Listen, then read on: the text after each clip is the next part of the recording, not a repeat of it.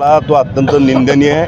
तो धर्मावर झालेला हल्ला आहे। तो पाकिस्तानने हिंदुस्थानाच्या हिंदूवर केलेला हल्ला आहे। कारण त्या अतिरेक्यांनी मारताना तू हिंदू आहे का मुसलमान आहे विचारलं, त्यांची लिंग तपासली, तुम्हाला अजान देता येतो का नाही हे बघितलं, नंतर त्यांच्या डोक्यात गोळ्या घातलेल्या आहेत। आम्ही एक म्हणतो की तत्पूर्वी झालेले जे हल्ले आहेत, पठाणकोटचा हल्ला असेल, पुलवामाचा हल्ला असेल, यावेळेला लोकसभेच्या विधानसभेच्या त्या भागातल्या निवडणुका लागल्या त्या।